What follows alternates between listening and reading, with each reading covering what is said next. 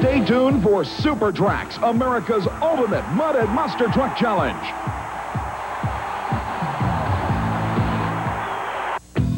Hi everyone, I'm Chris Chapman at the Capitol Center in Landover, Maryland, where inside we'll see monster trucks and car-smashing side-by-side action. Welcome, ladies and gentlemen, to the Superdome in New Orleans. I'm Brett Kepner with the world's quickest and fastest indoor motorsports machines, the Super Modified Mud Racers, gathered here for one of the toughest battles yet. In just a moment, you'll see over a dozen of the nation's quickest and fastest mud racers battling an 80-foot-long course for low elapsed time championship honors in wild side-by-side action. Welcome to Super Trax.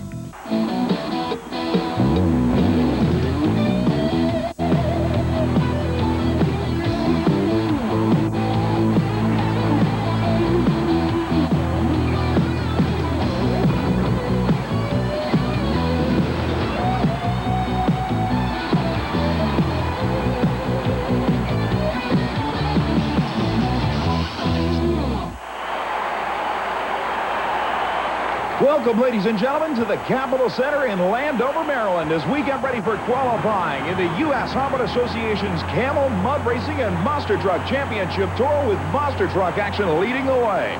The first machine out will be Les Anderson in the ever-popular 1950 Chevrolet, known as Gravedigger, a truck that has taken the nation by storm in this rather unusual form of motorsports, becoming one of the most popular entities in the 15-year history of this business. He'll be the first man up on this 125-foot-long straightaway course. He'll be running against the elapsed time clock as we qualify for position before eliminations first round.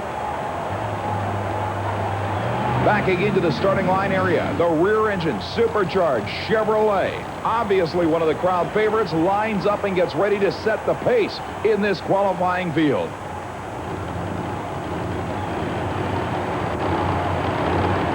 Anderson adjusting the straps on the helmet, adjusting the mandatory neck collar, one of the many, many pieces of mandatory safety equipment required by these drivers and the U.S. Hobbit Association.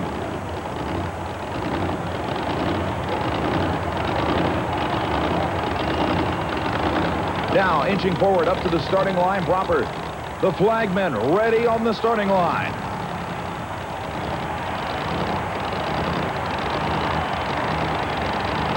And Anderson takes the green on the first run. A beautiful airborne launch, a little bit sideways on the landing. You can see the driver's side door actually pop open at the finish line. But the elapsed time for the North Carolina Chevrolet, 3.19 seconds, and that will lead qualifying here at this U.S. Hobbit Association event. But plenty more machines yet to come, including this beautiful GMC, Danny Tassori's Star Monster, the New York-based Chevrolet-powered machine that utilizes, of all things, a small block Chevrolet engine, giving up quite a bit of horsepower to some of its opponents. But indeed, a machine that has already proven in the 1991 U.S. Hobbit Association Camel Tour to be more than competitive. As Tassori lines up on the starting line itself, pulling out onto the track is probably the single crowd favorite machine here, even bigger than Gravedigger. It's Maryland's own Michael Vaughters and the Black Stallion Ford.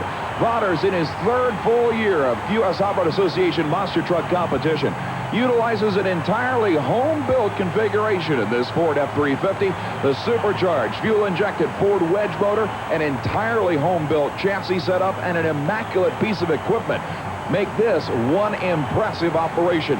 And of course, at this particular event on the 65-stop U.S. Hobbit Association Camel Tour, Vaughters wants more than anything to win big in front of the hometown fans. While Vaughters waits patiently, it'll be a solo run for the Star Monster Chevrolet. A little bit of a nosedive at the finish line and some wild bounces in the shutdown area, but the Star Monster Chevrolet records an elapsed time of 2.78 seconds. One of the best runs this year for the New Yorker, and it'll be good enough to displace Gravedigger in the #1 spot. That means it's up to this young man. Can the hometown hitter in the Ford displace the two Chevrolets that have swapped the lead? Keep in mind that preliminaries here at Landover, Maryland alone were a nightmare for the Black Stallion team. Michael Vaughters, attempting to qualify well in an earlier event here in Landover, Maryland, ran into one of the most devastating problems he has ever faced. Vaughters was intent on beating the best. But this incredible landing did more damage than anybody could believe to the Black Stallion Ford in just a 120-foot course. Vaughters was out of the truck and surveying the damage immediately, trying to figure what it would take to get this truck ready for this particular event. And only through thrashing literally all day long could he get ready for this qualifying attempt. Vaughters now moves to the starting line in the Black Stallion Ford. You can see the repairs make the truck look immaculate again. He's got to go quicker than 2.78 seconds. An incredible leap, but something goes away and the chassis breaks one more time. The suspension component's failing miserably, and Vaughters is upset this time around. 2 straight runs and 2 straight major problems leave the Black Stallion at this angle. The big question is whether or not Vaughters and crew can repair the damage this time around. Once again, you can see him surveying every single end of this racetrack. The crowd voicing their hopes that he can get the hometown vehicle back into eliminations, but right now Vaughters looks simply stunned. It appears right now that structural damage may not have played as big a part as shock absorber failure. We'll have to see the replay. But the most incredible aspect of this run is the fact that the elapsed time was 2.31 seconds. #1 qualifier again here on the replay. You see that puff of smoke from the left front wheel opening. And then the body panels fall down on the tire. A lot of damage. Chris Chapman is with him. Those cars obviously weren't enough for the gentleman sitting to my left. As he went to the line, he just decided he'd clear them all. Mike, what was going on out there? Well, we put a lot more horsepower in the vehicle, and we got lighter tires, and the horsepower is a great deal more than what we used to run, and I just give it all it had and shifted second. I knew I was going to clear them all, but when I landed, I broke a few of my shocks, and I'm running airbags for suspension. And when they broke, they punctured the bags, and that's what caused the truck to go over to one side.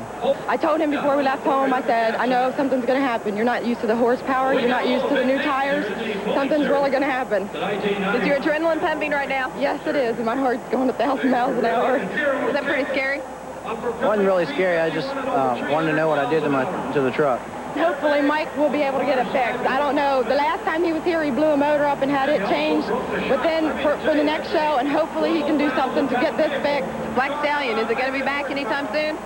Oh, yeah, we're going to come on the circuit strong. We got a lot more horsepower now. We've changed the suspension around. We went to 4-link, and we're looking to go into a lot higher tech shock, so it'll land a lot better.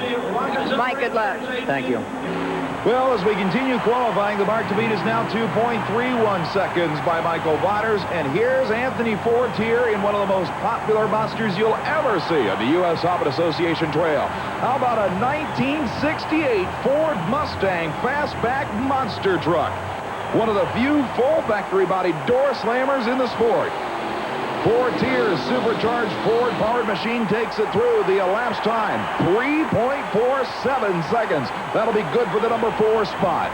So, obviously, Michael Vaughters' Black Stallion leads the field at 2:31, followed by the Starbuster Chevy at 2:78. Gravedigger is now #3, but it's time for the Crunch of the Week. 1 year ago, you want chassis failure. Watch the equalizer land on the left front and have everything come apart. An incredible landing that saw the left front wheel literally separate from the chassis in one of the wildest finishes ever. That's this week's Crunch of the Week.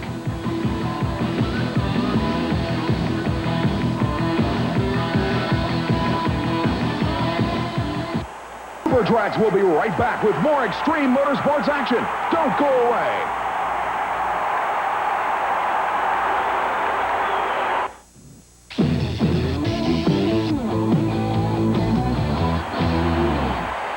Welcome back to the Capitol Center in Landover, Maryland, as we continue qualifying for this U.S. Hobbit Association Monster Truck Championship Series event.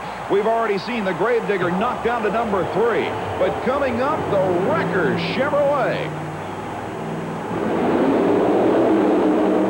A A sideways run, and driver Mike Wheeler runs into problems right at the finish line, and boy, is that going to hurt his elapsed time. A little bit of a nosedive, and then the rear of the truck literally sliding to the left off the cars. The elapsed time, 3.50 seconds. That'll only be good right now for the number 5 position in this program. The next machine already on the line. It's the man who's been dominating U.S. Harvard Association action this year, Rob Fuchsia, the First Blood Ford.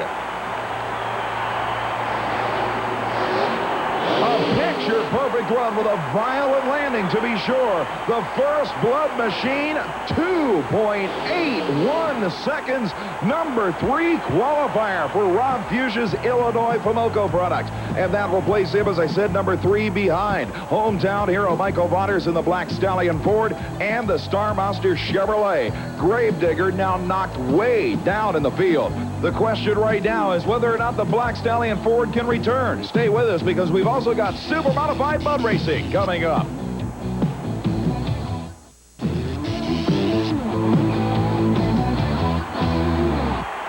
Welcome, ladies and gentlemen, to the Superdome in New Orleans as we get ready for the qualifying round for the world's quickest and fastest indoor motorsports machines, the Super Modified Mud Racers. An 80-foot-long course. The objective to qualify among the 4 quickest elapsed times over that distance. And you must stop the machines in another 80 feet past the finish line or risk disqualification. The first machine up, John Kreutz and the Magic Moments 1932 Ford 5-window coupe, powered by a 2,000 horsepower supercharged Chevrolet big block engine. He'll be up against the beautiful Bounty Hunter of Buddy Kuhn, one of the few full-bodied entries. Kreutz runs into problems, literally bogging down near the finish line, and that won't help him. The elapsed time, 2.46 seconds. And now the carbureted, gas-burning, full-bodied Chevy truck of Kuhn moves to the starting line.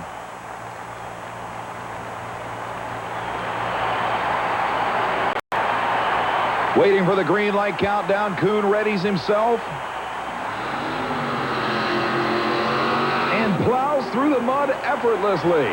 The elapsed time, 2.93 seconds. Not bad, considering that truck is giving up literally 1,500 pounds in weight to some of its opponents. Here's the defending champion and the track record holder. This is Oklahoma's Larry Jarrett, the supercharged Chevy-powered locomotion, and he'll be up against the fatal attraction coupe of Richard Milstead. Another supercharged 2,000 horsepower Chevrolet entry. Jarrett holds the track record at an awesome 1.96 seconds.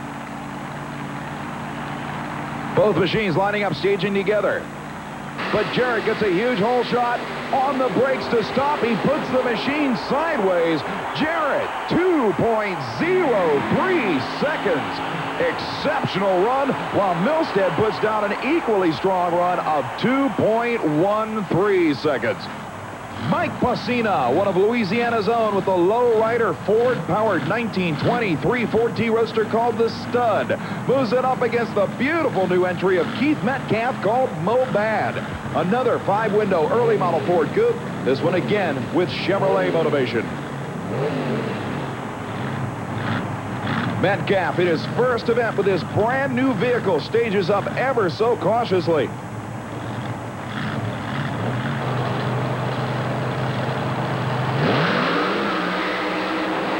Sideways at the finish line, Metcalf all over the racetrack. Finally gets it stopped facing the starting line. He's upset with that one. The elapsed time, a disqualification 2:23, while Pasina goes 2.10 seconds. An exceptional run for the lowrider T-Roadster. Here's the maniac entry of Jerry Rector, a supercharged Chevrolet-powered Jeep CJ funny car. A lightweight entry, moving up against Richard Larson's Radical USA 1. You want to talk about a low-rider machine with a lot of weight towards the rear of the entry. This four-wheel drive machine is a one-of-a-kind entry.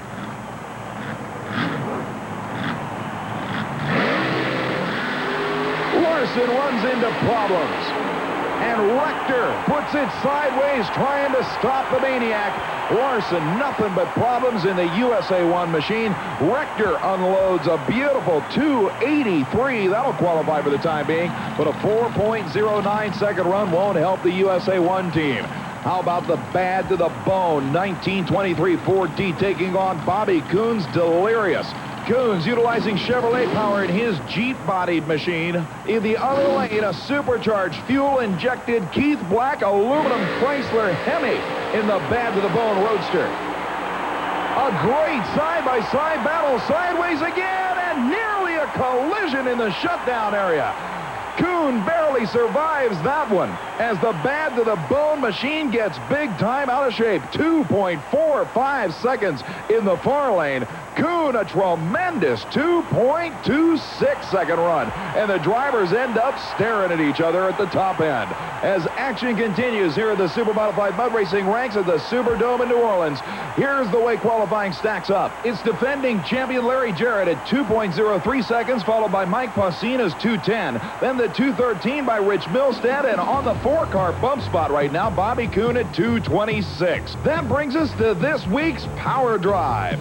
It was in front of 45,000 screaming race fans at Tampa Stadium. The defending U.S. Harvard Association Camel Monster Truck World Champ Fred Schaefer in the Barefoot Chevrolet came from behind to defeat one of the toughest fields assembled yet in 1991 with this high-flying finish. Fred Schaefer is world champion for a reason. That's this week's Power Drive. Super Trax will be right back with more extreme motorsports action. Don't go away.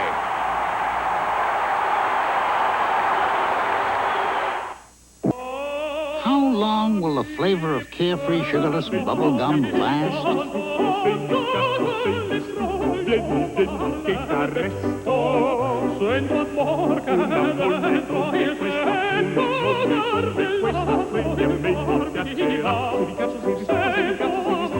How long? So these guys sing for themselves. Carefree sugarless bubble gum. The flavor lasts.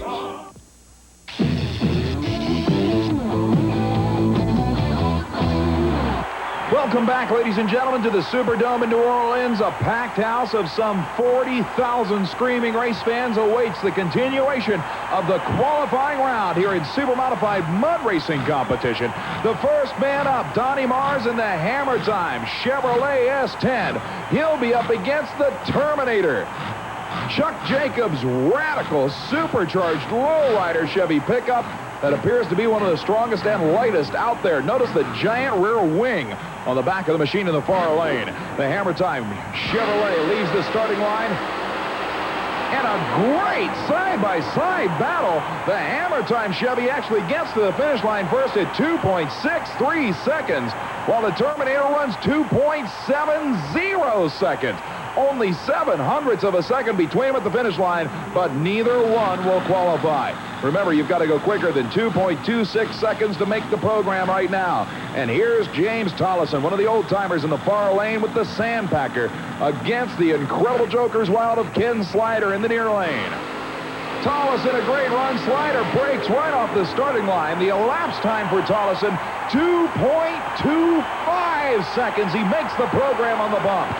Here's Larry D'Antoni, another Louisiana local with the Addicted to Mud roofless roadster with supercharged Chevrolet power. An incredible run. D'Antoni on the brakes makes the program at 2.02 seconds. An unbelievable run for a driver coming back from a horrendous crash right here at the Superdome 1 year ago. That means it takes a run right now of 2.13 seconds to get in. Larry Kalikas in a machine aptly named Outrageous moves it up against the Big Blue Master Blaster. Problems for the Blaster as Kalikas' Outrageous takes it through at 2.52 seconds and won't get in. The Boss 429 shotgun-powered Master Blaster sits a dead duck at mid-track. 2.13 seconds, still the mark to get in. Darren Matthews in the Hyperactive, a Toyota pickup with carbureted nitrous-injected Ford power. But he will be up against one of the most powerful machines in the sport. Kansas City, Kansas's Ken Crum in the supercharged Chevrolet called Wild Thing.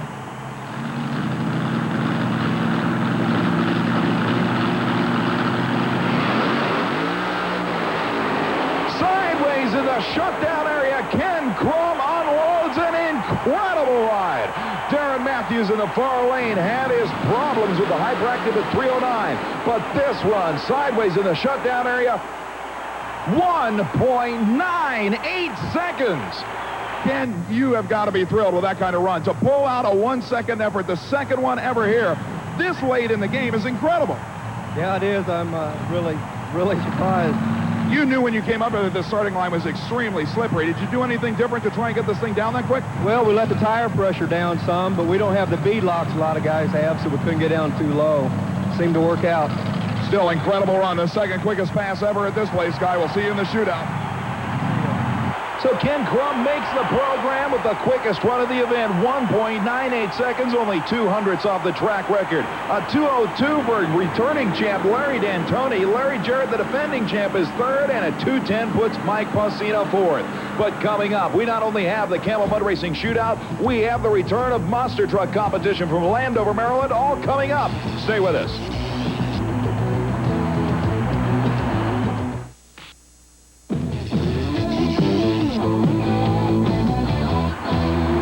We're back in the Landover Capitol Center in Maryland as we get ready for the first round of side-by-side monster truck competition.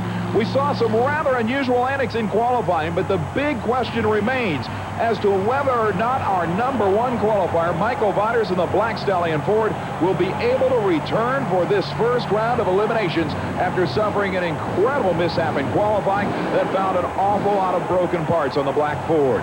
It'll be the Gravedigger, #4 qualifier, first up on the starting line, taking on #7, the Pony Express Ford Mustang.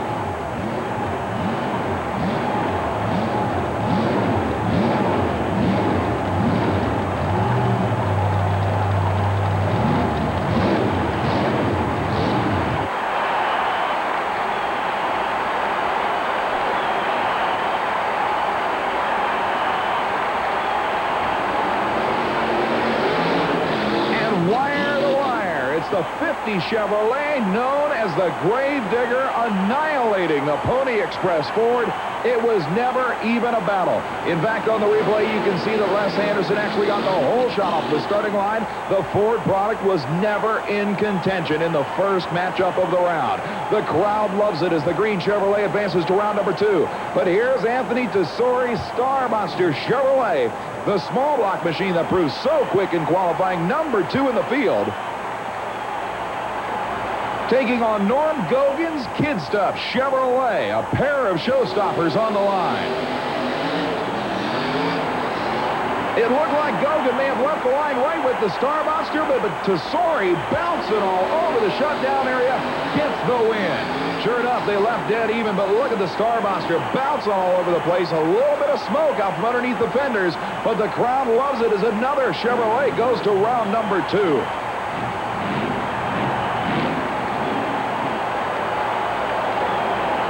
Gogan heads for the pit area. The next pair already on the line. It's Ford and Chevrolet. The wrecker of Mike Beeler takes on the killer. The first blood Ford of Rob Fuchs, who has done so incredibly well this year. And it's the Ford with a full truck length lead at the finish line. Beeler Chevrolet left the line, but after the first 5 feet, it wasn't a battle anymore as the incredible wedge-head Ford machine goes into the pits a winner. So in the semifinal round, it'll be the Gravedigger against Michael Viders' Black Stallion, which has made its bye run and will be in the semifinal round. And on the other half of the ladder, First Blood takes on Star Monster. We've also got Super Modified Mud Racing Championships to go with the Battle of the Monster Four-Wheelers. Stay with us.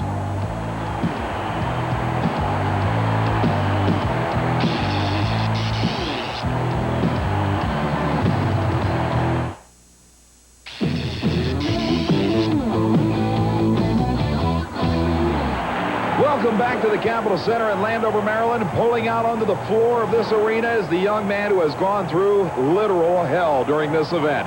After nearly destroying the truck 2 consecutive nights in qualifying, the Black Stallion Ford is patched together and ready to take on probably the single most popular machine nationwide in monster truck racing. Les Anderson's Gravedigger, which qualified well down in this field, moves up alongside this beautiful black Ford that qualified #1 in the field. Can Viders make the Stallion hold together for one more run?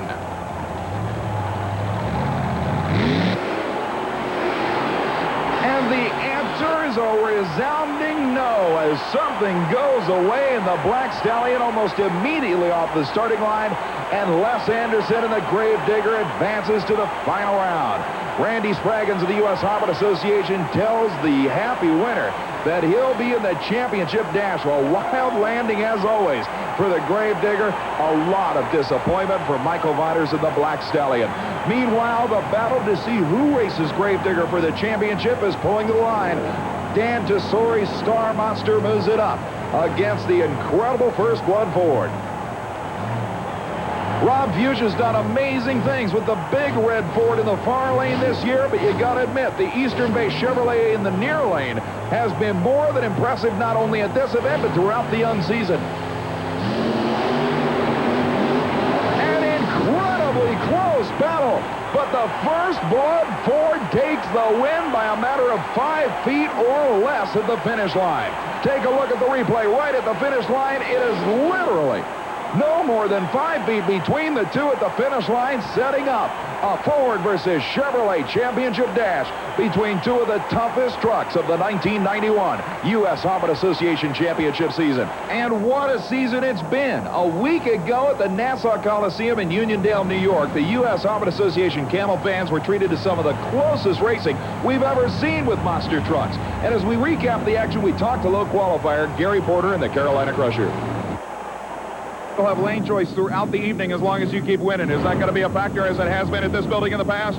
I think it will. The lane choice is a big factor right now, and as long as the lanes stay like they are, I want to stay where I'm at as far as lanes go. He chose the right-hand lane and took on Rob Fuchsia, the First Blood Ford, in the very first round. An incredibly close race that saw the First Blood Ford get out of shape, but Porter ended up winning by the slimmest of margins. Then it was world champ Fred Schaefer in barefoot taking on the Black Stallion, and Schaefer's Chevrolet emerged victorious. Then Schaefer had to take on the dreaded Bigfoot Ford and took this half-truck win to the surprise of the Ford fans and the delight of the Chevy people. But then Porter had to battle the Gravedigger. Who could pick the winner? It took the electronic timers to decide it. Got a pretty good light, but Gary's been running all night, running good all night, and I figured if I had to lose, I'd rather lose to a boy from Carolina than somebody from Missouri. Now the big battle, you and Barefoot, the defending world champ. Anything you can do there that you think might give you an advantage? I'm just going to have to cut a real close light, and hopefully the right lane will give me enough advantage to take the win. And you know Fred Schaefer will run over you if he has to. He will, Fred. It's going to be very tough, and it's going to be a close race. Gary Porter was an upset here, and it's going to take a lot to get him. Is there anything specific about that truck that you think gives him an advantage? It seems like he's making a lot of horsepower tonight. Is it more of just a driver ability, you think? I can't really tell. It looks like he's leaving. He's leaving real hard, and he's making some horsepower, and he has got the lane choice advantage, and one lane is a little better than the other one, so it's going to be a real close race. Schaefer had beaten Bigfoot. Porter had beaten Gravedigger. But the biggest battle came in the final round, incredibly enough, as the world champ took on the bright yellow Chevrolet. Porter lined up on the starting line more cautiously than ever, staying in his favored right-hand lane. Then the intensity could be felt throughout the building as they waited for the green light to come on. Line. Who could tell again? But as the electronic timers brought it up, the crowd went nuts as they found out Barefoot took the win by the slimmest of margins in one of the closest national event final rounds ever. Another situation where it took a replay to determine it. It was that close. I was really worried about it, Brett. That lane over there is a little bit soft, and I'm really surprised, to be honest with you. I'll be honest with you. Throughout the season, we've seen a lot of come from behind in the air races. We've seen a lot of hole shots. This one looked as dead even as it could throughout the whole race. We'll have to look at it again. How did it feel inside the truck? What went through your mind? Well, I tried to move over, and I know I was going to get too much air, but I tried to get out of everybody else's tracks because they had the ground tore up so bad, and that's why the truck got so much air, but I took a chance again that and spinning, and I think it paid off. Fred Schaefer won the World Championship last year in a battle that went to the final race of the season. Believe me when I tell you it's going to be the same this year. But we have more action coming up on this edition of Super Trax, including the 4 quickest mud racing qualifiers in the Camel Shootout and a Ford versus Chevy Gravedigger First Blood War in monster trucks. Stay with us.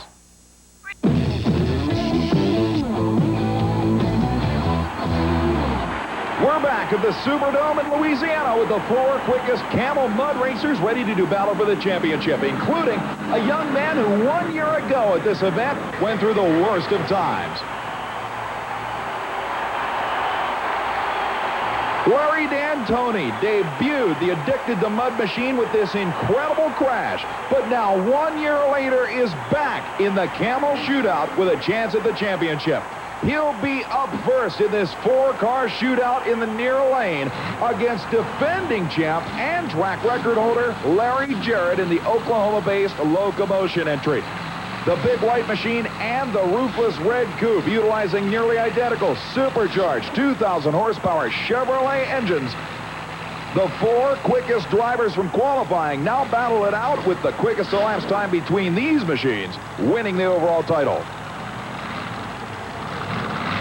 D'Antoni waits patiently on the line for Jarrett to get his big white entry lined up.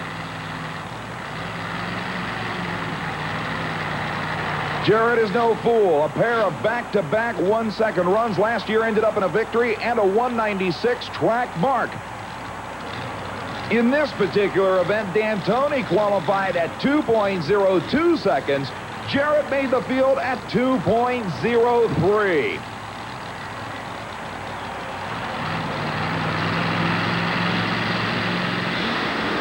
A great side-by-side battle. D'Antoni airborne through the shutdown area. The comeback kid records a 2.06 second elapsed time. Jarrett had problems. Tire spin at 2.30 seconds, but D'Antoni's crew is elated. Look at this run. Picture perfect. Airborne through the shutdown area. Unbelievable job. The big question is Ken Crum. You saw him go 198 in the first round. Can he go quicker than the 206 you just ran? I'm sure he can. So you think this is going to end up with you coming out second best? Oh, it's not over till the fat lady cackles. That's for sure. We'll see you in just a minute. Obviously, the look of concern on Larry D'Antoni's face, but it still has to be mixed with the personal satisfaction of coming back from that horrendous crash a year ago to put down one of the quickest runs of the event in front of his hometown fans. But now 2 drivers are left to try to knock D'Antoni out of the #1 spot. Mike Pausina, another Louisiana campaigner, with the stud, takes on the awesome rear-engine, lightweight mud dragster of Kansas's Ken Crum. The Wild Thing machine unloaded that spectacular 1.98 second run in qualifying. Pausina's lowrider Ford qualified with one of his best runs ever, a 2.10 second effort. All Pausina has to do is pick up 0.05 of a second, and he can better the leader. But Crum has already proven that he's got at least a 1/10 of a second quicker advantage than anybody else. After connecting the cowling and putting Crum in the car, he now primes the engine and gets ready to fire up the supercharged Chevrolet. You'll notice these machines are still muddy from their first round contest. Under U.S. Hobbit Association rules, the drivers may not clean their cars before the shootout round, keeping the extra weight they added with the mud on the cars at an equal for everybody. The ground crew connects the kill switch that will automatically shut the engines down at the 80-foot finish line. Pausina will get the first shot at bettering the 2.06 leading mark.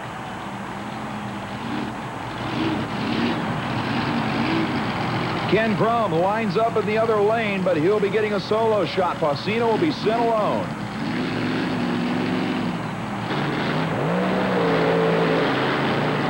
And it appears that drivetrain problems may have set in for Pausina. We'll have to look at the replay, but it looked like the Ford-powered Aldred had no power going to the front wheels. That's exactly what the problem was. A 2-wheel drive effort of only 2.58 seconds. That brings it down to 1 run. 1 man, 1 machine against the clocks. Ken Crum must go quicker than 2.06 seconds to win. Unbelievable, taking down the banners on the brakes. Incredible crash. And his crewman takes a dive as well. Larry D'Antoni in the red fire suit, one of the first drivers out to see if Ken Crum is okay. What an unbelievable finish. as Crum's machine in a huge wheel stand gets literally out of control, then can't stop on the slick concrete floor of the Superdome. The helmet comes off, and Crum is apparently okay. What a ride.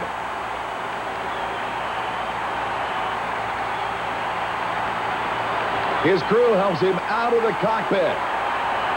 And the crowd can't believe what they've just seen. What an incredible run.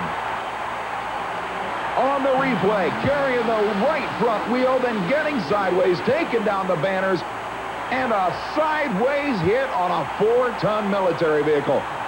Unbelievable job. Of course, taking down the banners, let alone crashing into another vehicle, is a disqualification for Crum, but Larry D'Antoni makes the ultimate comeback. We're back, as a matter of fact, now in Landover, Maryland, for the final round of the monster truck shootout on the Camel U.S. Harvard Association Trail in a Ford versus Chevrolet matchup that pits the winningest driver of 1991 so far against probably the most popular machine in the last decade of monster truck racing. It'll be young, independent Rob Fuchs in the First Blood Ford, the working-class hero who built his Ford F-350 pickup at home alone in his garage. No major sponsorships to speak of. He will be taking on the crowd favorite anywhere, the big green 50 Chevy sedan delivery known as the Gravedigger of Les Anderson, the Kill Devil Hills, North Carolina campaigner with the rear-engine Chevrolet. Qualified well down in the field, but has come back strong during eliminations. Rob Fuchs has lane choice in this matchup, and I believe he will stick with the right-hand side of the course where he has been throughout eliminations.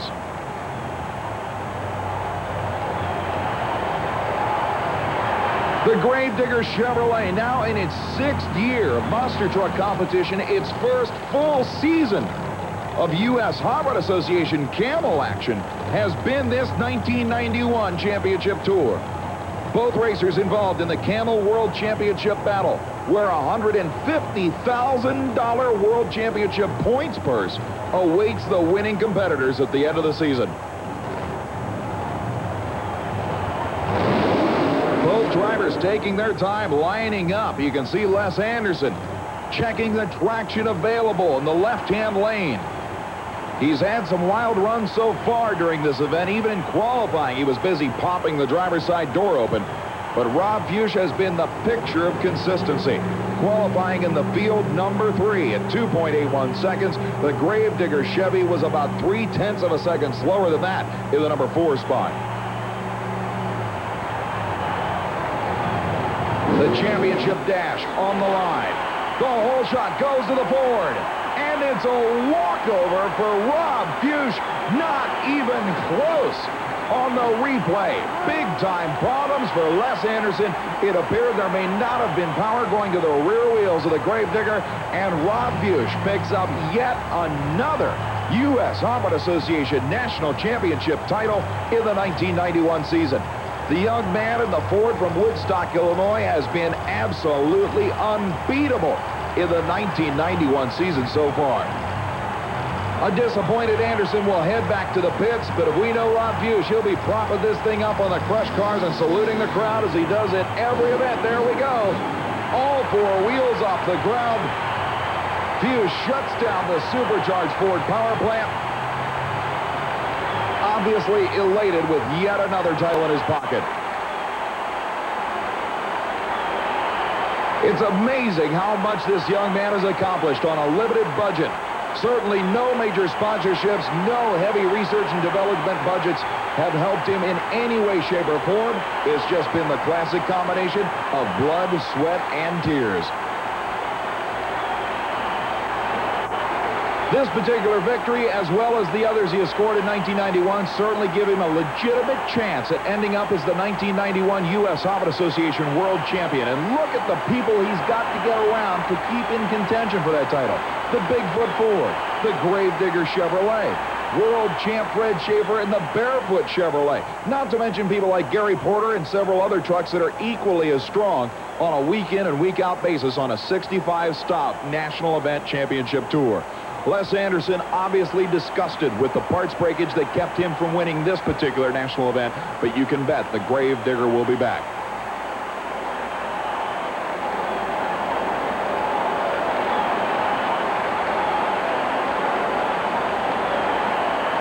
And we'll be back. When Super Trax returns, we'll get a chance to talk to our monster truck and mud racing winners.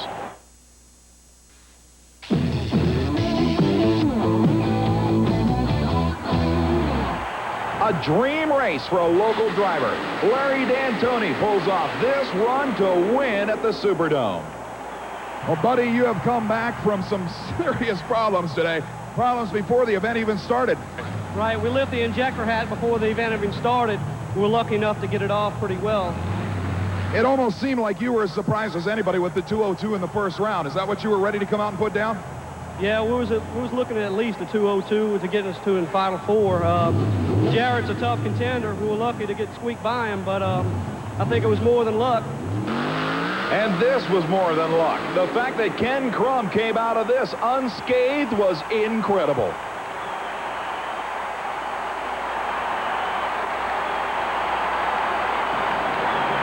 To tell every one of these folks. Yeah, you know it is, but it starts getting away from you. All you can do is try to make it to the other end. Now, I want every single one of you to listen to this.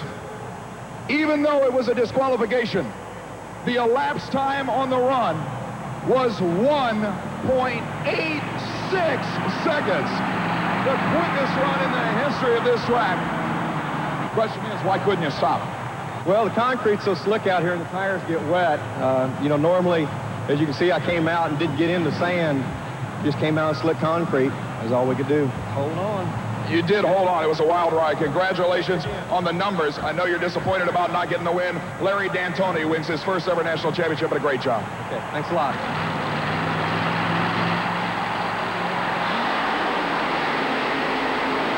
A picture-perfect run in an event that featured everything. Quick times and lots of action. Larry D'Antoni goes into the record books as a winner, and so did Rob Fuchs in the First Blood Ford, defeating a problem-plagued Gravedigger in Landover, Maryland, with a full 3-truck advantage at the finish line of the 120-foot course. Chris Chapman talked with Rob. 1991 has just been giving this man win after win after win. Rob Fuchs, a fantastic win over Gravedigger. Thank you. I can't complain on the whole night went. The truck's been working really well. All three races this year so far. I hope I can keep it up all year. Are you excited about this? Oh yeah, I am. I've never raced Gravedigger before. It's actually my first time, and it's kind of nice to beat him first time. So do you have just maybe in the back of your mind just a little bit of disappointment that it wasn't Dennis Anderson behind the wheel? Well, I guess it really doesn't matter where's the truck. So that was the first time I've ever raced him, and I'm glad I beat him. Another wild battle, and Les Anderson certainly has indicated that he'll be back. The monster truck final, it was between First Blood and Gravedigger, and Les, I believe he did draw some First Blood from you. Yeah, I broke an axle on the last run that I did, and there wasn't nothing else I could really do. So you went to the line, you spun your wheels, why? And just to show the crowd I could spin the front wheels, that's all. The back axle was broken, and there wasn't nothing else I could do. Let's talk about Dennis and you. You want to have competition between him, don't you? Yeah, it would be fun. Right. Yeah, it would. It would be fun, definitely. But I think we'd tear both trucks up, because neither one of us would give. Well, Les, maybe we will see a Gravedigger matchup in the future, but until then, good luck. Okay, thank you.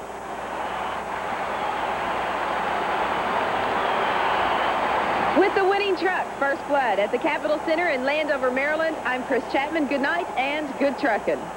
Thanks for being with us. I'm Brett Gubner. See you next time.